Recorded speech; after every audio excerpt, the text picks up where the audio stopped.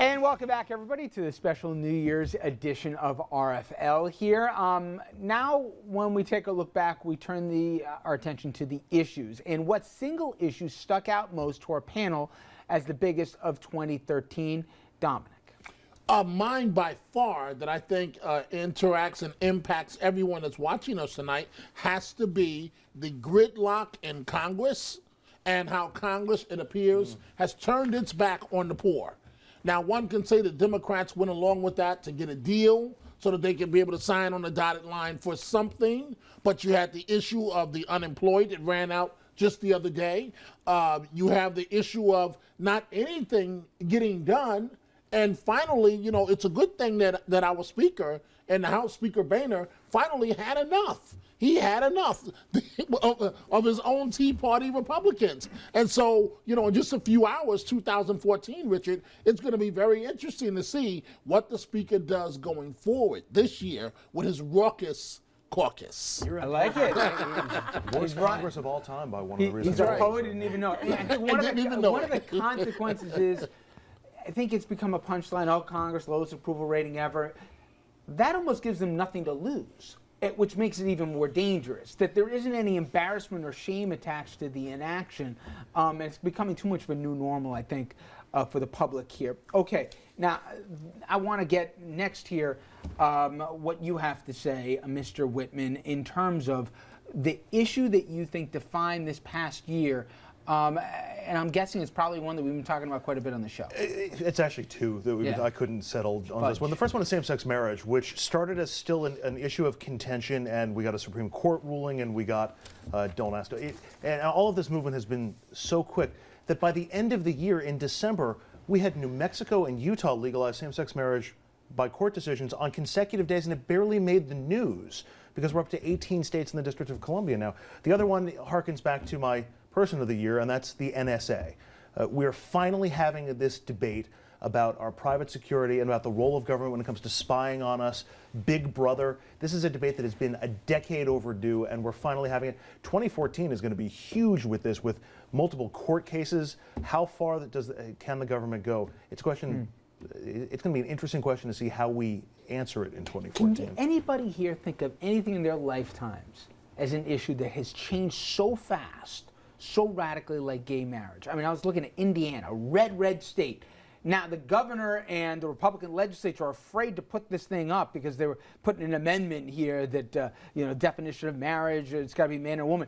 They're afraid to do that because politically, they're seeing more and more downside. I can't remember an issue. You've done polls your whole professional career that has changed this fast. The only one I can think of, but it's a very different issue, is the death penalty. If you look back at polls, there's this enormous swing after every major Supreme Court decision on the death penalty. But in that case, it goes back and forth. Right. In this case, it seems to have gone in just one direction. But I agree with you. It's hard to think of another issue. I would say abortion.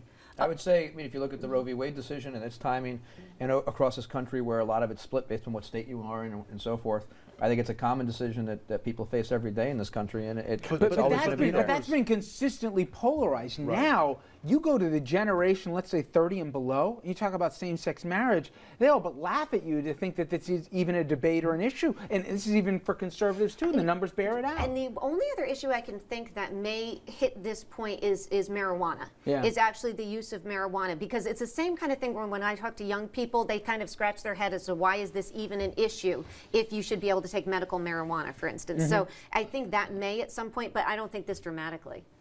O'Brien, I'm going to have hazard a guess here. It has to do with the website. Well, it's not just the website. Obamacare as a whole. I think when you talk about rolling out something that takes over such a significant part of this economy, men and women that had health care, that were fine with it, get it taken away.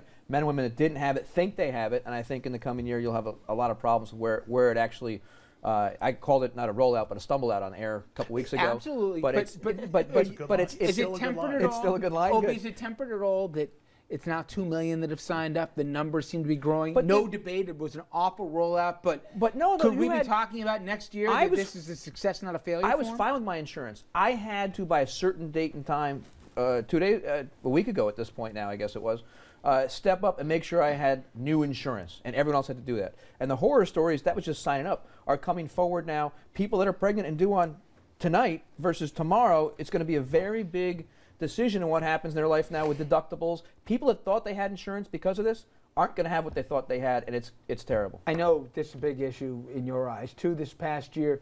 Do you have the same punctuation point that Obie has, that we all agree in the beginning of it, but does the ending of it can be, you think, a net negative? I don't want to get ahead to next year, but I don't think we know yet. I think that's still the big question. The reason I agree with Obie, I always agree with Obie, but the reason I agree with him on this is because I do think this is really a defining moment, not just for the year, but for many generations in terms of what is the proper role of the government for this president too. You know, what can the government in fact do, and what can it do well? I mean, this is the thing that divides the parties, and people genuinely have very different beliefs on whether in fact the government can actually pull this off. And I think the rollout was one of the things that worked against the president. But I don't think we know quite yet. I don't think they're going to get the $6 million they needed, but that's just, it's taken the president's numbers to 55 unfavorable. Yeah, absolutely. 2 weeks ago. And you look at where he was in January, he was about 52, 53 favorable. So that's a dramatic decline. I mean, there were other things there, Benghazi, IRS, the NSA, I mean, so many So things. there wasn't much there. He and Richard Nixon are running the same numbers at the year end. George W. Bush, actually. Yeah, and Bush too as well. for me, an issue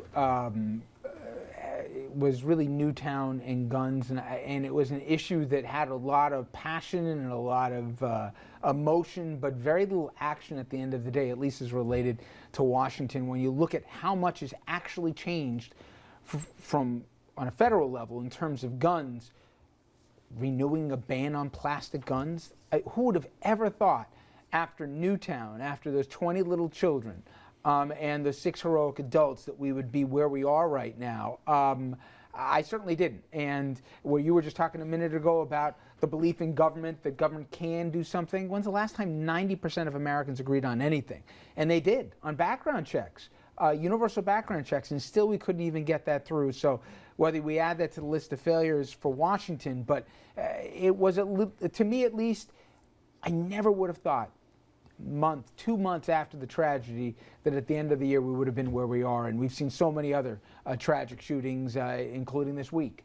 But yet, again, very little in the way of change. So, okay, we come back on RFL. The biggest political moments of 2013, and one of our panelists has the Boston bombing #1. How is that a political moment? I'm sure he's going to explain. We'll have that and more after this.